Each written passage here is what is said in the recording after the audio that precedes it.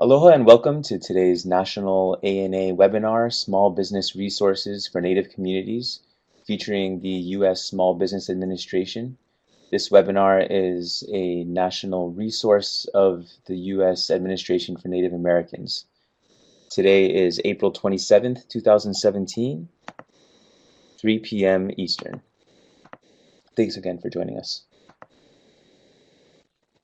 So a little bit about ANA. The Administration for Native Americans promotes social and economic self-sufficiency for Native Americans in two ways. First, by providing discretionary grant funding for community-based projects and training and technical assistance to eligible tribes and Native organizations. And second, through advocacy and policy development on behalf of Native Americans. So ANA's vision statement is that all Native communities are thriving. And you can learn more about ANA on their website. They're on screen. That's www.acf.hhs.gov/programs/ANA. So today's session is being produced by one of ANA's 4 regional training and technical assistance centers. We are the ANA Pacific TTA Center based here in Honolulu.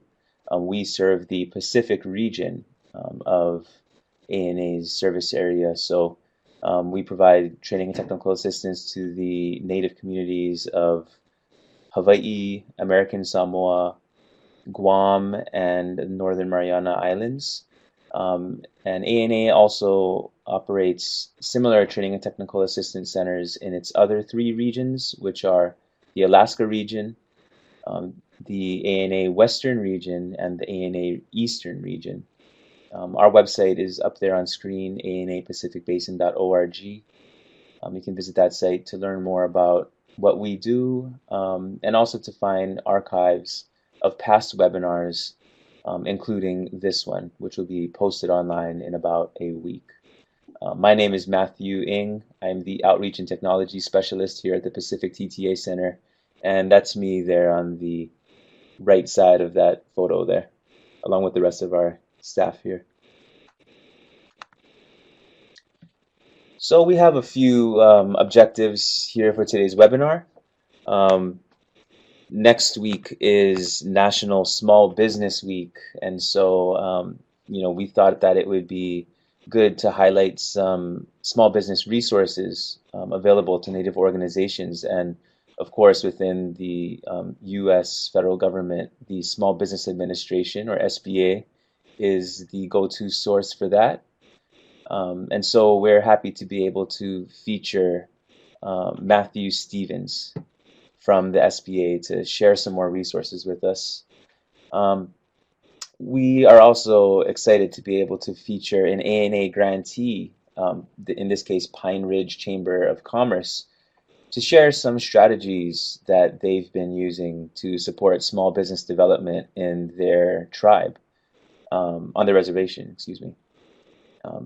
And that will come up in the second half of today's session. And then we also have some other resources and funding opportunities at ANA that are also targeted on economic development and the support of small businesses in Native communities. So before we get started with Matt's presentation, I just wanted to point out a specific funding opportunity that you might want to think about if you're interested in small business development in Native communities. ANA's SEDS funding opportunity, or Social and Economic Development Strategies, promotes social and economic self-sufficiency in communities. These are competitive financial assistance grants that support locally determined projects designed to reduce or eliminate community problems and achieve community goals. The SEDS program supports the principle that social and economic development are interrelated and essential for the development of thriving Native communities. So this approach to promoting self-sufficiency encourages communities to shift away from programs that result in dependency on services and move toward projects that increase community and individual productivity through community and economic development. So small businesses can be a big part of that. SEDS grants fund social and economic development projects in, on, and off reservation Native communities and provide federal support for self-determination and self-governance among Native American people. ANA is interested in supporting community-driven projects designed to grow local economies, increase the capacity of tribal governments, strengthen families, preserve Native cultures, and increase self-sufficiency and community well-being. And so those of you who have been thinking of applying for an ANA grant, ANA's funding opportunity announcements will be published soon. For updates, you can visit www.grants.gov, search for the funding opportunity that you're interested in, and subscribe for forecast updates. And you'll be updated as soon as the new funding opportunities are published. And just to let you know, the SEDS funding area did cover seeds and NABI in the past, but those are likely to not be offered this year. But the SEDS grant funding area does cover economic development projects, including the support of small businesses and business operations. And we will be answering any questions you may have at the end of this webinar after our two presenters. This will be done through the chat box, and I'll be reading your questions and presenting them to our presenters for answers. So please keep those questions in mind as you listen to these presentations. So at this time, I'm happy to introduce Matthew Stevens from the Small Business Administration. Matt Stevens is the Manager of Strategic Initiatives in SBA's Office of Entrepreneurial Development. He leads a team tasked with researching, conceptualizing, and piloting programs, initiatives, and improvements to keep the agency at the forefront of delivering cutting-edge resources to America's small business owners. His portfolio includes oversight and management of the SBA's regional innovation clusters, the Scale Up America initiative, and the Lean for Main Street Training Challenge. Matt began his federal career as a presidential management fellow and completed a detail at the U.S. State Department in the Secretary's Office of Global Partnerships, focusing on public-private partnerships related to entrepreneurship as a diplomacy tool in Latin America. Prior to his position at SBA, Matt managed a small business assistance program at the Greater Dallas Hispanic Chamber of Commerce, funded through HUD's Community Development Block Grant Program. He began his career in entrepreneurial development while serving in the Peace Corps in Ecuador as a small business advisor. Matt holds a Bachelor of Arts from Southwestern University in Economics and Spanish, and a Master's of Business Administration from the University of Texas at Austin McComb School of Business. And we're excited to be able to feature Matt, and at this time he'll share with us some resources that he has available to our Native communities. Matt? Great. Well, Matt, thanks so much for that introduction, and it's a pleasure to be with you. I should say good morning, good afternoon, cover our bases because I know we have participants and ANA grantees that are joining us from all over the country. So it is a pleasure to be on here with you guys. And Matt mentioned it earlier, happy pre-National Small Business Week. So great that we are able to provide a little bit of information about small business resources from the U.S. Small Business Administration. So I know we have a great presentation today, not only from this end of the spectrum, but we're hearing from Ivan as far as the Pine Ridge Chamber of Commerce and how certain projects come to fruition when it comes to empowering entrepreneurs in Native American areas. So I hope you enjoy the presentation today. I've got a lot of slides to run through.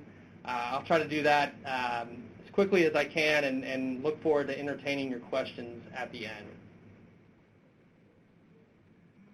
So quickly, the things that we want to cover today, I want to give you an overview of the agency, describe what the mission and our strategic objectives are, a little bit about our structure, what our our 3 or 4 major functions as an agency are, how we pursue those goals, and then I want to make sure that we do emphasize some of the programs and resources that are available not only to prospective ANA grantees, but folks who are aspiring small business owners in your regions.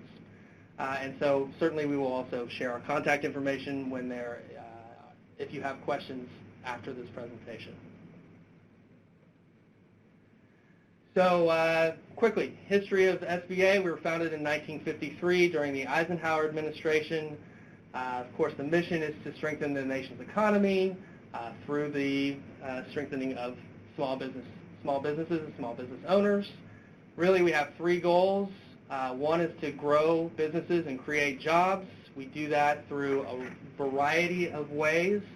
Sometimes it's staggering with the small agency that we are to learn of all the different services that we provide. But really, we do this through technical assistance, through access to capital, and then through helping small businesses gain access to federal contracts.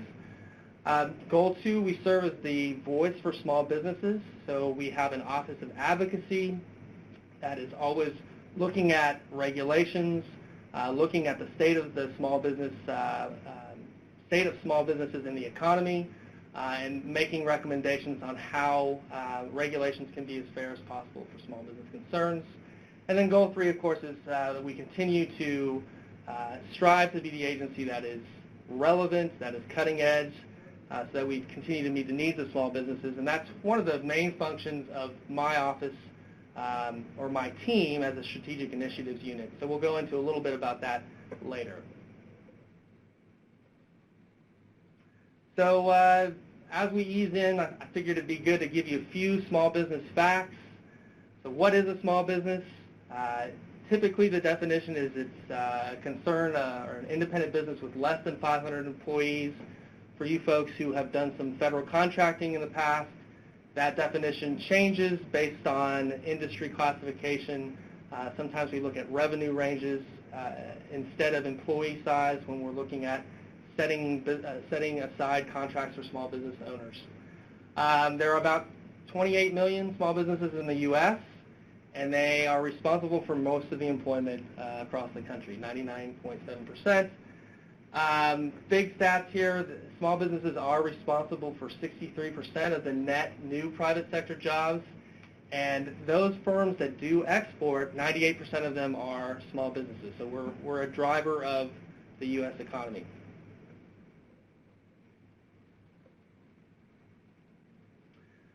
Just a quick overview of the structure of SBA. So we have 68 district offices, so at least one district office in each state. Some of our bigger markets like Texas and California have a number of district offices. We have 10 different regions, and I understand a number of folks would be joining us or are joining us from Region 9, which is the Pacific, and also Region 10, which covers the Northwest and Arkansas. So thanks for being with us today. One thing that I want to make sure I highlight is I've included a link at the bottom. This is your friend. This is, if there's anything that I say today that is of utmost importance, make sure you go to sba.gov and look at the local assistance page.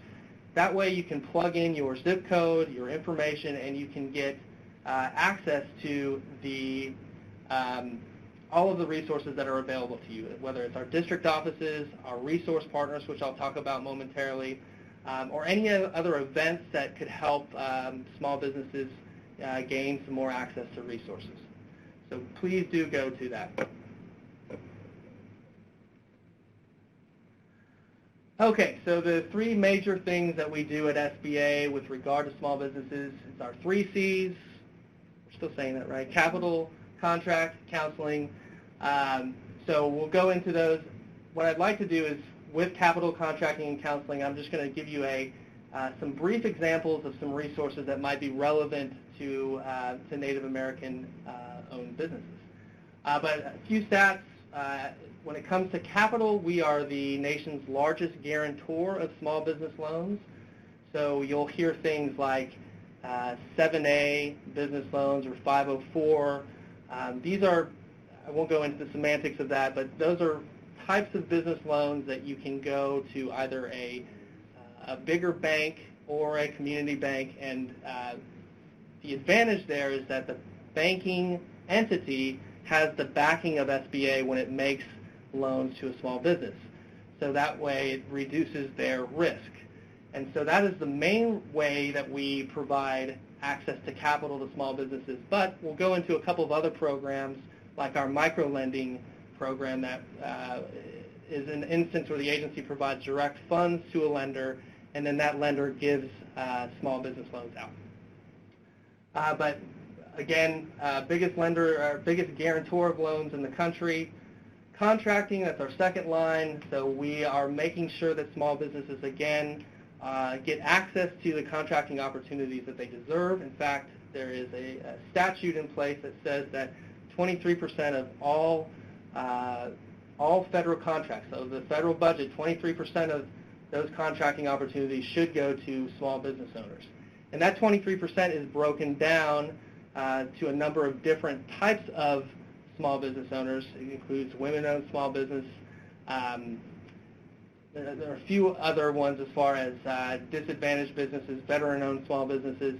And so we want to make sure on an agency end that those businesses are getting opportunities to those contracts. And some of the ways that happens I'll go into, but there are set-asides, so you will look at a contracting opportunity and occasionally an action will be set aside for a small business.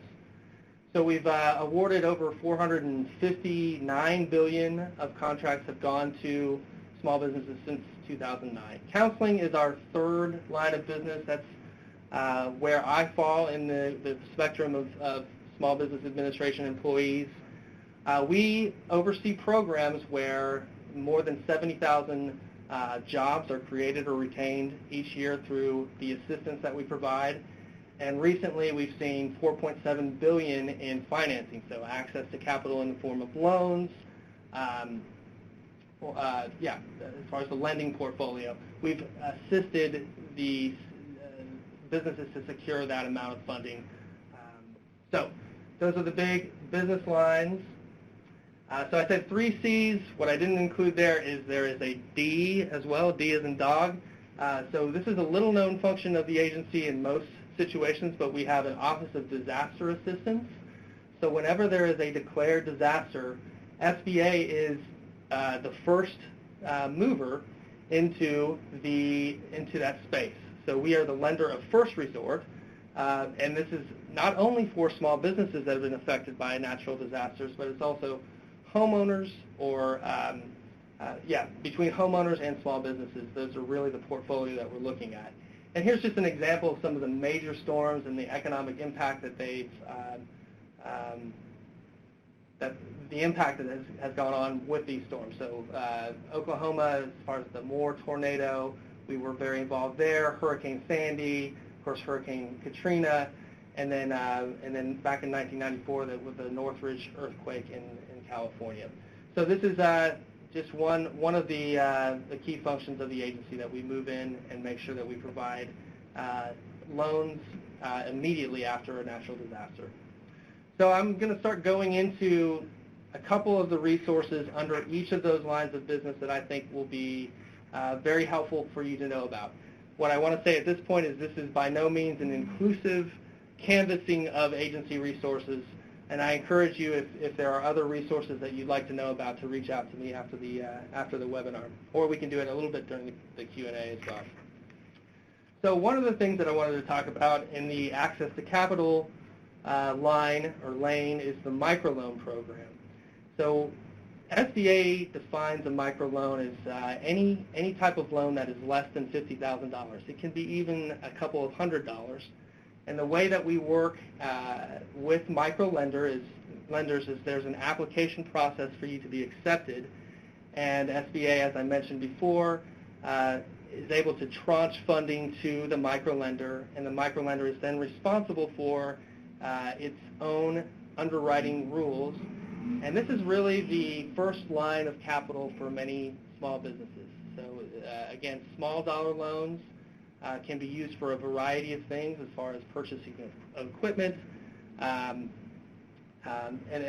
marketing expenses, rent, and I want to make sure that you also notice that in each of these pages there will be a link for you to have more information. So our microlenders are in all states across the country, and I want to make sure that is also, there's a page there that you can look at the directory of microlenders that are in your area.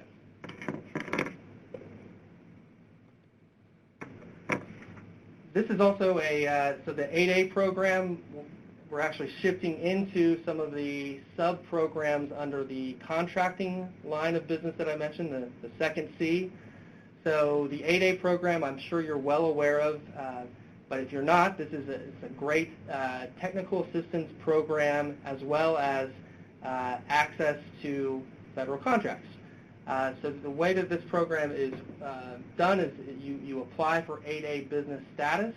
Once you're accepted into the program, you can receive sole source contracts, and you can also compete in a teaming fashion as well for bigger contracts.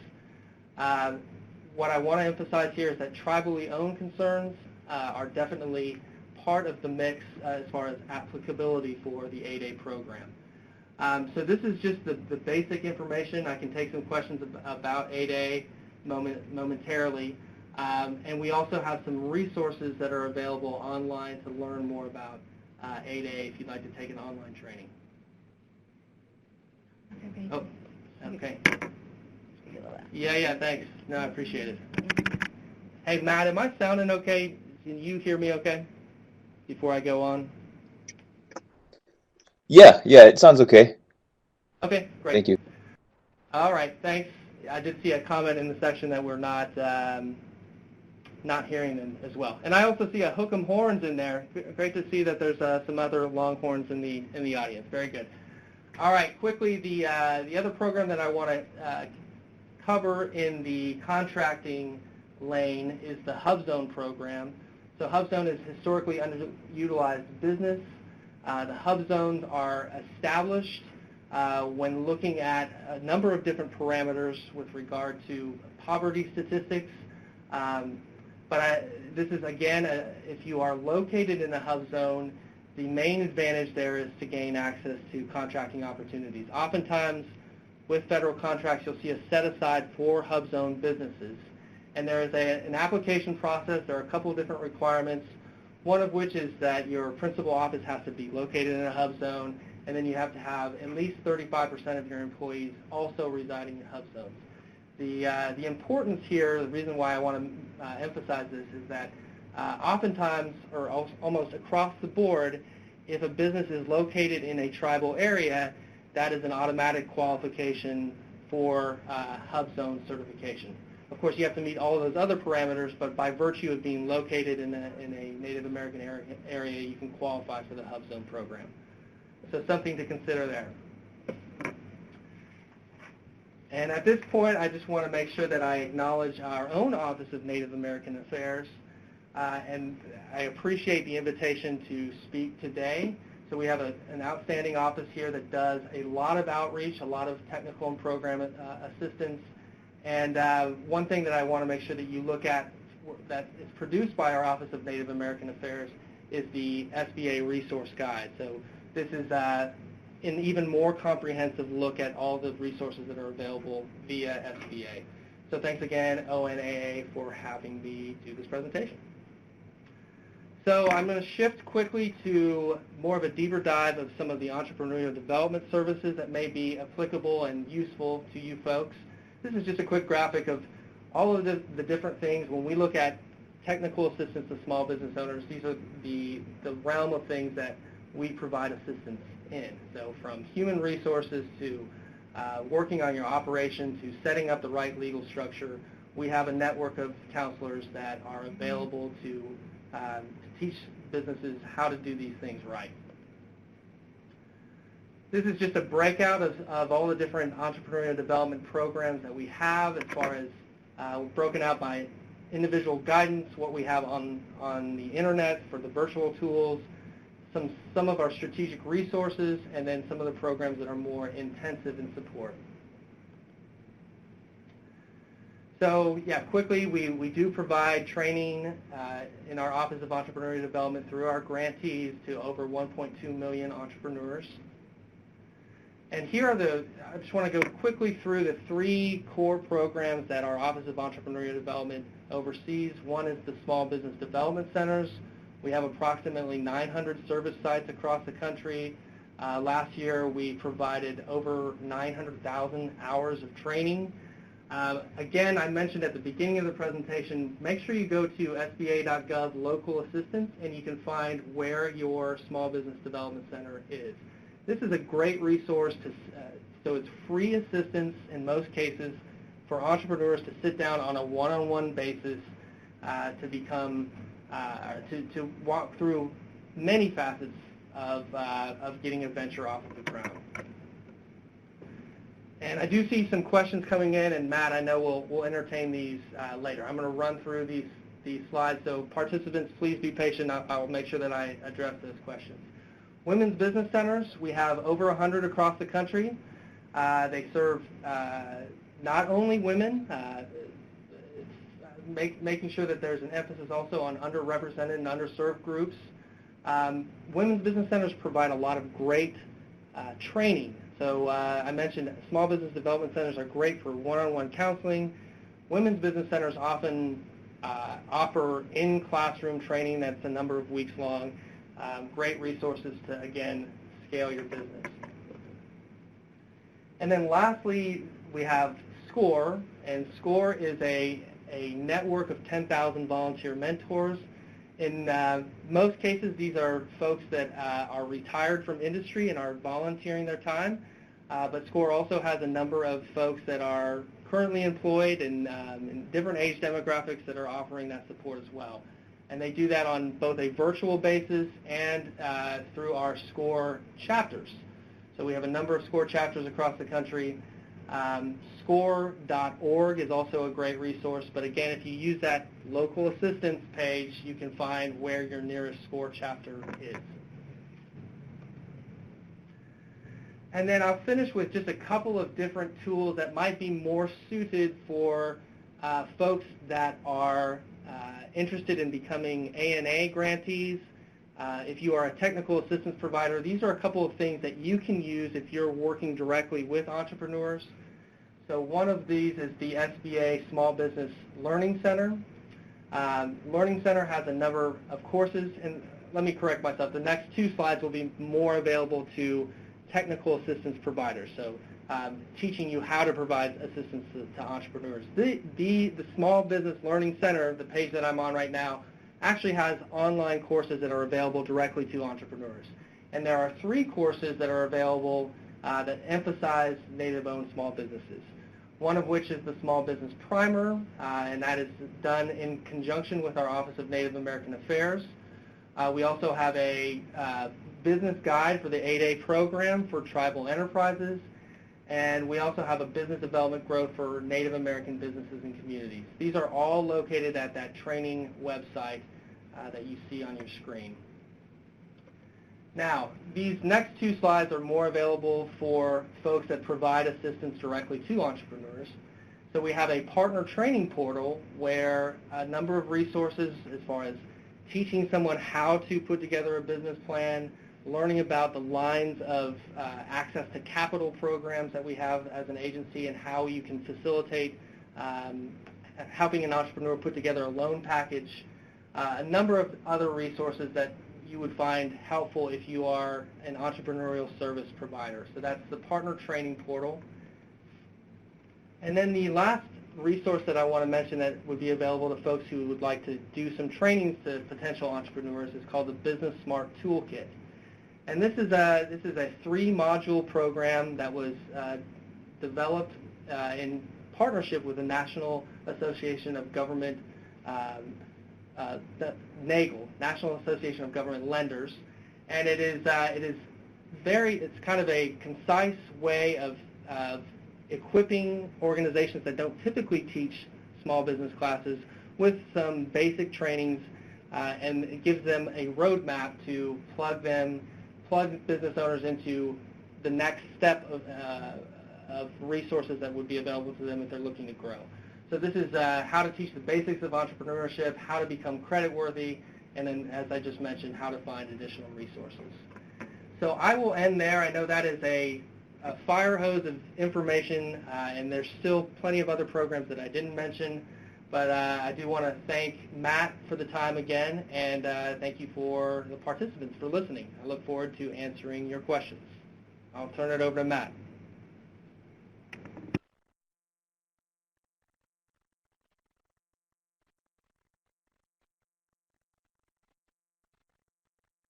Matt, we can't hear you. Oh, here we go. Yeah, thanks, Matt. So just to let you guys know, this session is being recorded, so you will be able to go back and review some of these resources. We'll also be sending out a follow-up email recapping some of these things. But we just want to thank Matthew Stevens from SBA for sharing all of those resources, all of which are very useful in our Native communities to support small businesses.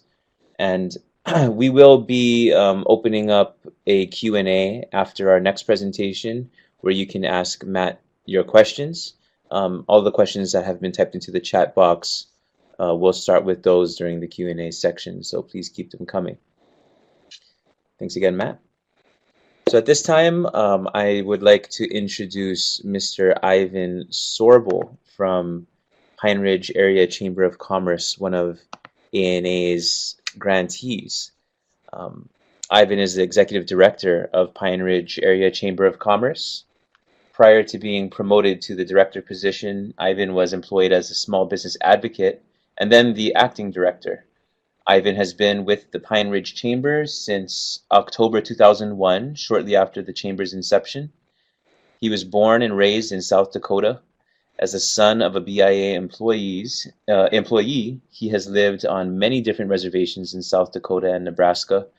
Ivan attended college at Central Wyoming College in Riverton on a rodeo scholarship. He later transferred to Chadron State College in Chadron, Nebraska, and obtained a BA degree in criminal justice. After college, he enlisted in the U.S. Marine Corps and served for 5.5 years. While in the Corps, he married and began a family.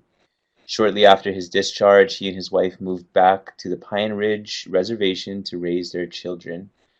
And I'd like to pass it to Ivan now to talk a little more about his project and how he supports small businesses within Pine Ridge. Ivan? Okay, thank you, Matt. Again, my name is Ivan Sorbel. I'm the Executive Director of the Pine Ridge Area Chamber of Commerce. And I'm going to be talking today a little bit about our ANA project. We are in our 4th year of a 5-year SEEDS project, and the title is Oglala Adventures. A little bit about our organization. We are a Native American Chamber of Commerce. We're located on the Pine Ridge Indian Reservation. We're one of very few chambers of commerce located on a reservation. There are many Native American chambers, but not very many that are actually located on reservations. We are a 501c3 nonprofit. We're established in 2000. We currently have 135 members of our organization that are both native and non-native businesses, and also on and off our reservation. We're primarily grant funded, government grant funded, and we're currently funded under the Administration for Native Americans and the Department of Education. We're focused on economic development on the Pine Ridge Indian Reservation. A little bit, some statistics about our reservation. 70% of all dollars that come onto our reservation and leave within 72-hour period. So paychecks that are cashed on Friday, 70% of those are gone on Monday, spent elsewhere. In a healthy economy, you'll see a 4-time turn of the dollar, and we're here on Pine Ridge, two turns of the dollar is pretty high. We don't export any products from Pine Ridge other than agricultural products, beef cattle, and some crops, wheat, corn, and hay. In our previous project, we've had a ANA project in the past, but we were looking at shopping local and trying to get that dollar to turn over more than once. And in that project, we identified a gap in our economy. No income into our economy. Since we weren't exporting, we weren't selling anything, and we figured tourism would be a good way to boost the economy. In South Dakota, tourism is the #2 economic driver, just behind agriculture.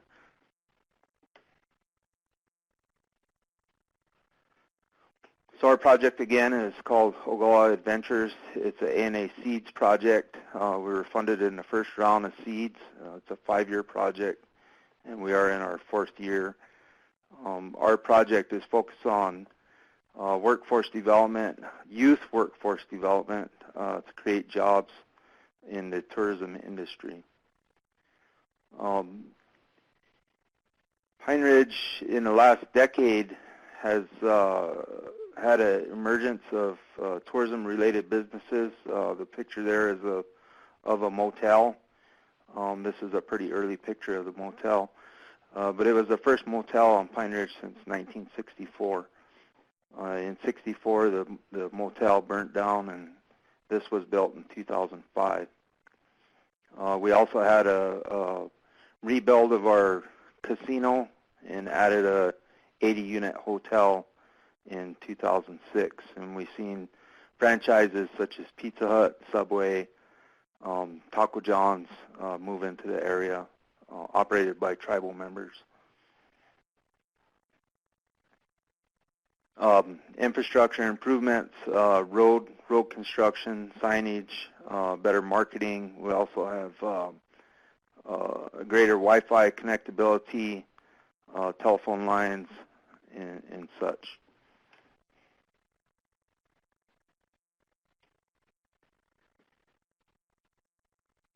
Some more demographics. Pine Ridge is consistently quoted at somewhere around 60% unemployment rate. It's been quoted as high as 80%. We feel it's probably right around 40, which is still pretty high. Our population is about 30,000. We have 42,000 tribal members, about 30,000 residents of Pine Ridge, and half of our population is under the age of 18. That might have been adjusted to 24 now, but still 16,000 residents under the age of 24. We're very rural. We span over 3 counties in South Dakota, right at about 3 million acres of land, and our reservation is the size of Connecticut.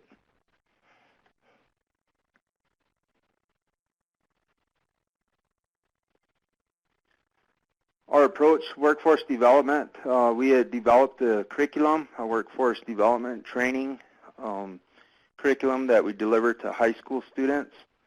We're currently in 2 high schools on the reservation. There are 4 high schools total. We're in Little Wound School, which is in Kyle, South Dakota, right in the center of our reservation, and Crazy Horse High School, which is on the eastern side of our reservation. And right now we have 24 students attending that training. They're all seniors. They'll be graduating in a couple weeks here, and then we'll also offer a business camp at the end of May. We partner with the concessionaire at Badlands National Parks, Forever Resorts, and the business is Cedar Pass Lodge. They provide us with 9 jobs and more if needed. for our workforce training attendees to participate in during the tourism season. We also look for other businesses that are hiring for seasonal positions and internships, and any other avenue that we can think of to employ our youth.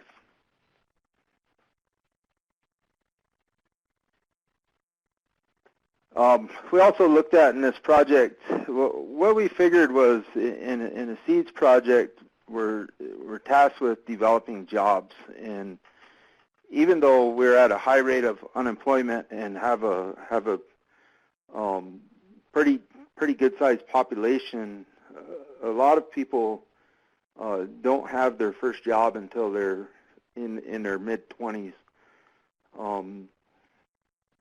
because of the shortage of jobs, and so we felt that we couldn't bring some sort of industry that would employ hundreds of people and have success at that. So we started a little smaller in trying to develop our businesses so that they can expand their employee pool and also expand their resources.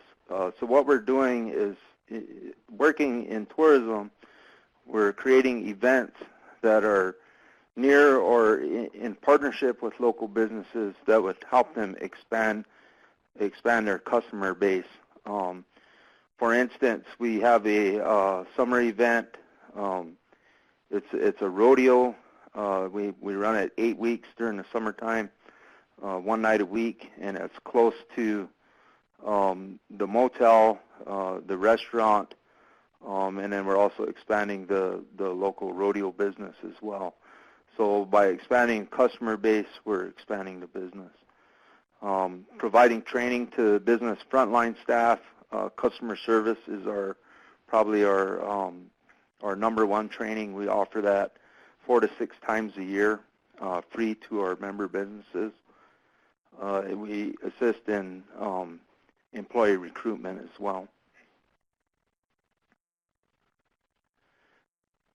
The other part of this is raising the capacity, again, of small businesses, our hunting guides, tour guides, and cultural performers by providing training, directing customers to those guides, and creating opportunities, building tour itineraries and events. One example of this is we recently had a media hunt for wild turkeys this spring, where we invited sports writers in and paired them with a local hunting guide, and then they went out, hunted, and then they wrote stories about their experience on Pine Ridge with their guide and staying in the motel and such. And then we don't have any figures back on that, but we'll soon learn what our reach was and what our dollar total is for that. Our marketing, we have a strong marketing program project within this grant. We're doing brochures. We print and distribute 30,000 brochures of the reservation. The brochure has the map that you've seen earlier inside of it. We print and distribute around 40,000 rack cards for local businesses and events that we have going on. Our website, we use social media, Facebook primarily. We attend trade shows and conferences. We did a trade show in Minneapolis, Minnesota this spring. Next year we'll be adding 2 more, the Denver, Colorado, and Omaha, Nebraska. Conferences, we do a couple of different tourism conferences where we market our businesses. We utilize association memberships through the Black Hills Badlands Tourism Association, which is located right here in western South Dakota, and also the American Indian Native Tourism Association. And through those associations, we take part in their cooperative advertising and marketing, which we pay a portion Um, in other businesses pay a portion, and that keeps the cost down. Some other benefits to belonging to our Chamber of Commerce. Advertising is the number one with our extensive marketing. Our membership base is $50 per year, and that's up to 5 employees, sole proprietor. And they get a lot of advertising for their $50. We provide trainings, the customer service I mentioned. We also do a marketing training and a management training, as well as some others, taxes, CPR, that sort of stuff. Education, providing education to our business members, also mentoring. Consumer referrals, that's always never ending. We field a lot of telephone calls and emails here at the Chamber looking for businesses, whether it be a guide or a place to stay or to get in contact with the local construction business, consumer and business referrals, and other business opportunities as well. We contract, our policy is to contract with Chamber members first. They have the first option, so anytime we have any type of contracts that we let, we ensure that our Chamber members get the first shot at those. This is my contact information. We'll be doing questions. If you have any questions, we'll be answering those. And if you'd like to contact me, you can contact me at any way there on the screen. And that's all I got, Matt. Yeah, thanks so much, Ivan. So we will have this contact information and Matt's on the final slide of the webinar. But before that, I just wanted to thank Ivan for presenting all of those innovative ideas. I mean, you know, what you're doing out there is really putting together a whole economic ecosystem to incubate the whole tourism industry on one reservation, and it's really inspiring, all the way from marketing to small business support and training, and even with the youth. That's really an example of the type of long-term sustainability and investing in self-sufficiency that ANA is looking for, ensuring the future generations. So, we're just really honored to be able to feature the work you're doing out there, Ivan. Thanks again. So at this time, we're going to open it up to Q&A. We have both of our presenters on the line, Matthew Stevens from SBA and Ivan Sorbel from Pine Ridge Chamber of Commerce. Joining us will also be Star Wilbraham from SBA's Office of Intergovernmental Affairs. So at this time, if you have any questions, you can type them into the chat box there on the right. I'm going to start with the questions that we've already received. So the first starts with Raymond. Raymond asks, how many SEDS grants are given out each year? This year, so last year I think it was expected 12 to 14, and that's probably going to be around the estimated amount of grants this year as well. Once again, the funding opportunity announcements are not officially published. When they are, you'll see an official estimate there, and that's expected sometime soon. So please go to grants.gov to sign up for updates. The next question comes from Holly Kirk. So Holly's asking if SBA programs are as intensely competitive as the ANA programs. So from ANA's perspective, ANA does offer most of its assistance in the form of grants, competitive grants. I know a lot of SBA assistance is more through helping you with contracts and microloans and technical assistance. But could you talk a little bit about the competitiveness of SBA resources, Matt, please? Sure, Matt. Happy to attempt to field that question, and as you mentioned, Star's here to back me up if I'm saying something completely incorrect or if I'm out of my bounds. But Holly, thanks for the question, and we too have a number of competitive grant programs. I'll speak specifically to the Office of Entrepreneurial Development. When it comes to those core grant program or core technical assistance programs like the Small Business Development Centers and the Women's Business Centers, we do a program announcement each year. There are stipulations as far as geographic. So we make sure that we have a SBDC award at least in each state, one for each state. Sometimes there are multiple SBDC lead centers, but it is a competitive grant process. Same thing with our Women's Business Centers. We do have a Women's Business Center in each state, and where there are disruptions in Women's Business Center operation, that's usually where we issue new program announcements. But a lot of those programs are renewed regularly.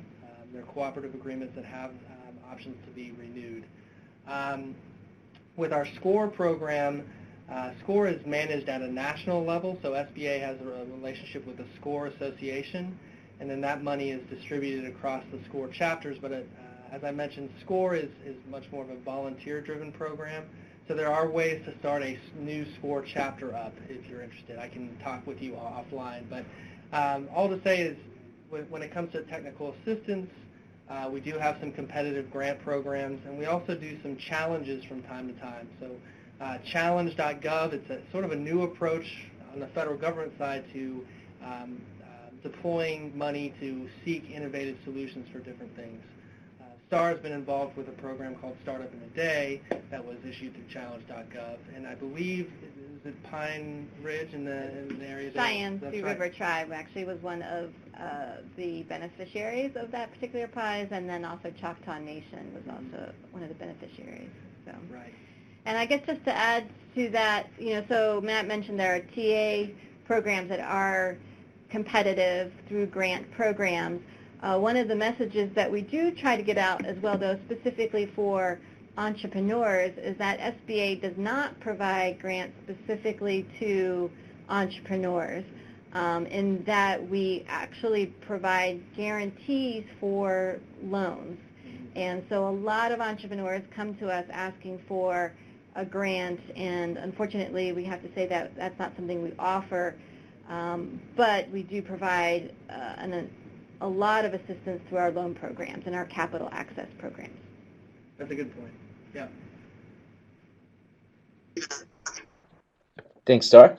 And maybe I could have ask Ivan if you might add on to that. Can you talk a little about what the ANA grant application was like for you for this latest project? Okay, I actually had 3 ANA grants awarded to the Chamber of Commerce, and to write an effective proposal, we take about 9 months to draft a proposal. To attending the trainings that are offered by the technical assistance TNTA providers. I think there are three trainings leading up to submitting your project.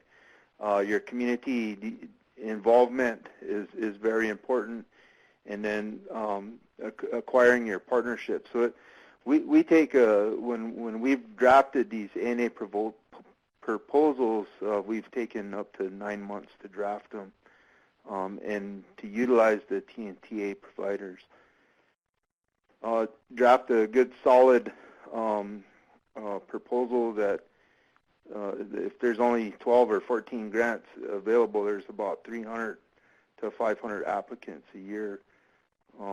So you have to really be cognizant about what you're doing and who's going to be in support with you.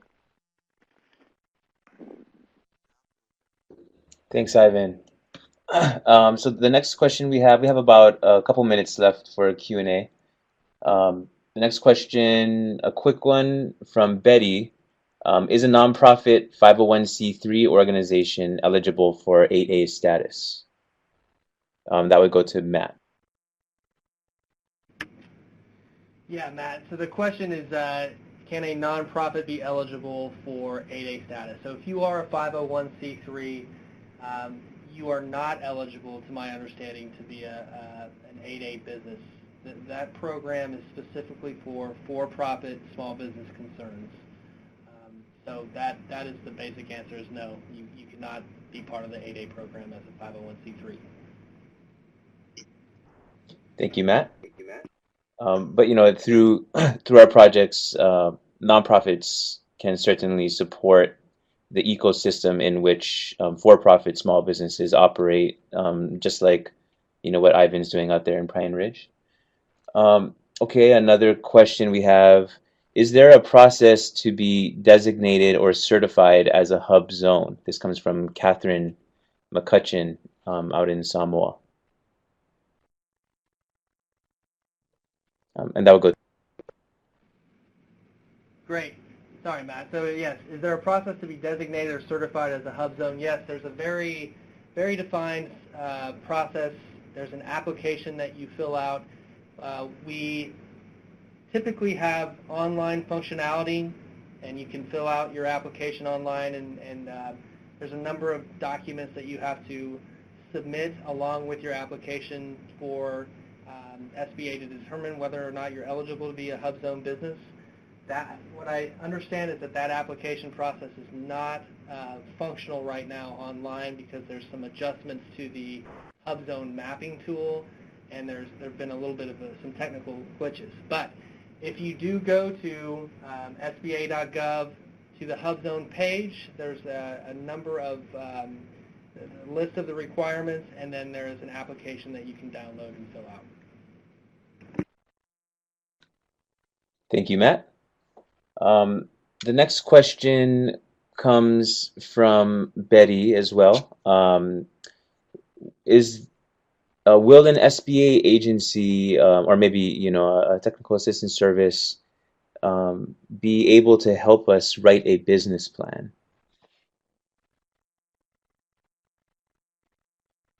Yeah, Matt, I thought that was that the question? Is there funding support for a small business that is purchasing another small business? Yes, the answer is yes to that question. A number of our loan programs would allow for that action to occur. So what I would encourage you to do is talk to a banker in your community.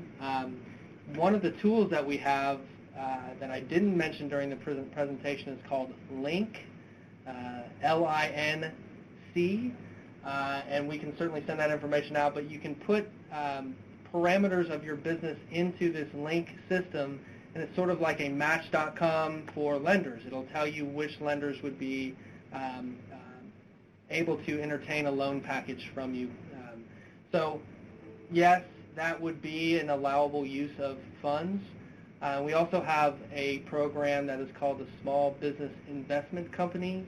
It's a licensing program for investment firms. So that's probably a little out of the bounds from this question, but SBICs do provide these,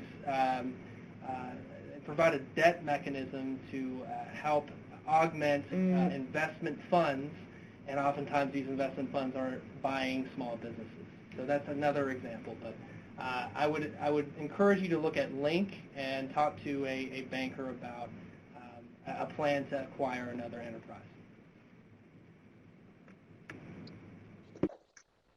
Great. And what about help in developing business plans?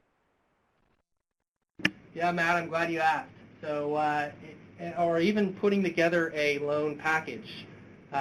These are two things that are core functions of our technical assistance providers. So, again, I would go to our webpage and look at SBA.gov local assistance, and you could make an appointment with an SBDC counselor, for example. You could talk to a SCORE mentor. You could make an appointment with a women's business center, and all of those resources could help you with putting together a business plan. Also, on the virtual end of things, we have our online learning center. So we have a number of resources that would be available if you're looking to put together a loan package or the basic step of getting a business plan going.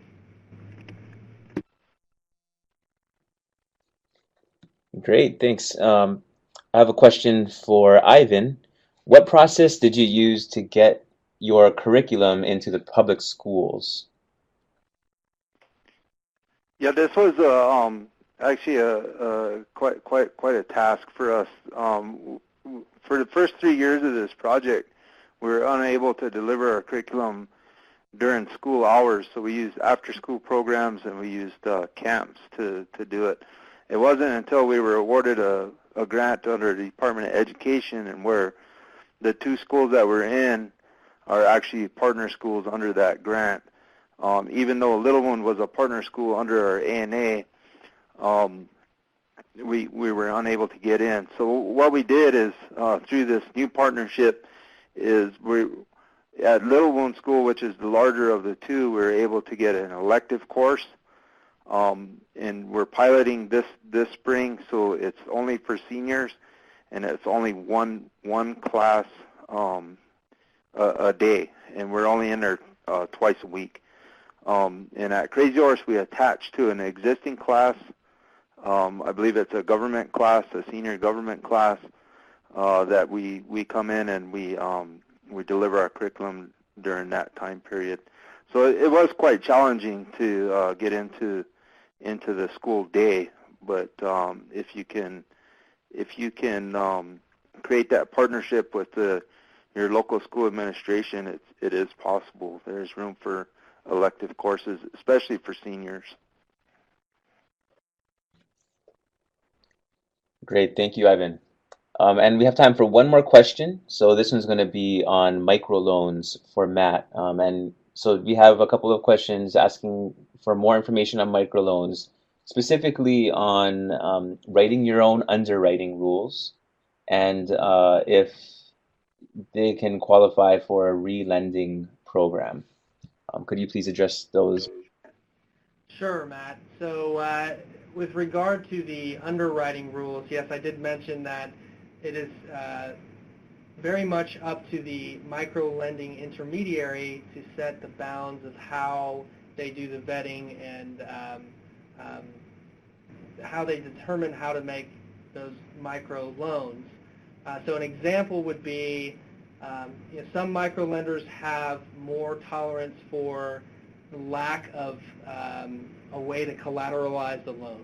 So many microloans are made based on character. There may not be a lot of assets involved in a venture that's just getting off the ground, and so that's one area where a microlender can say, I don't need to have 100% collateral for the loan that I'm going to give. So if I'm looking at giving a $500 loan to very small, I know, to get a website off the ground, and there isn't collateral involved, I can make that determination. So there are some parameters with the SBA microloan program of certain requirements when you're putting capital out the door, but you do have some discretion there. And with regard to whether you can become part of the microloan program, Wayne, I can certainly give you additional information. What I encourage you to do, yes, there is a process of becoming a micro-lender, a microloan intermediary. That is on our webpage, and we can also make sure that you're connected to the right folks here at our headquarters office to walk you through the process.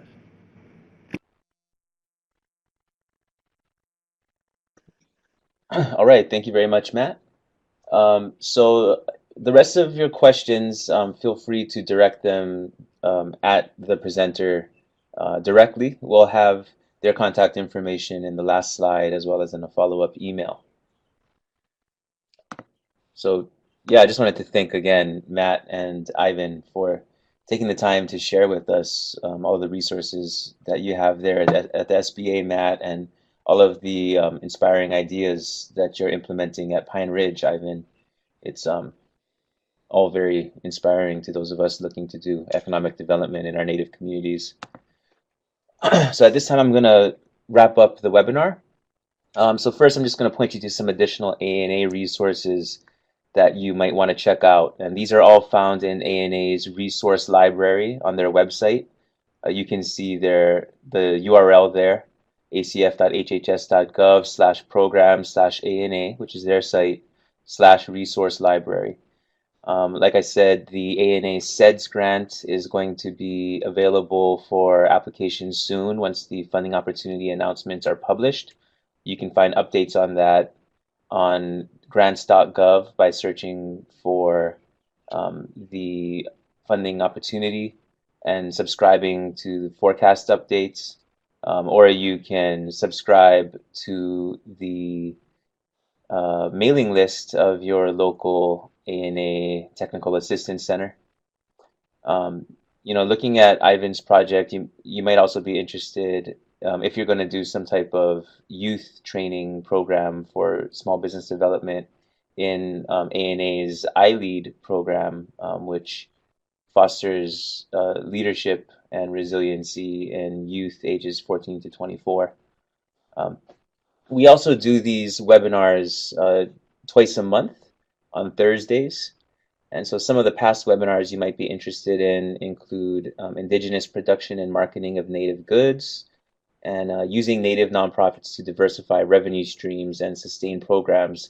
And you can find these in the resource library as well, or on our website, anapacificbasin.org, in our webinar archive. And some other resources you might want to look for in the library include the economic development resources. If you just search for that, there's going to be a whole bunch of stuff that you can use. And the Tribal Enterprise Developers Guide. If you're interested in that, contact us here. And I will be sending out this PowerPoint in a follow-up email to everyone who registered. So I just wanted to thank you, mahalo, for joining us for today's webinar. I'm going to leave this slide here up on screen. And feel free to contact me. Once again, my name is Matthew Ng. I'm the Outreach and Technology Specialist here at the ANA Pacific Region Training and Technical Assistance Center. Our website is there, anapacificbasin.org. Our phone number is on screen. You'll also see the contact information for both Matt Stevens from the SBA and Ivan Sorbel from Pine Ridge Chamber of Commerce. This has been a national ANA webinar, Small Business Resources for Native Communities, featuring the U.S. Small Business Administration. This has been a resource of the Administration for Native Americans. Thanks again.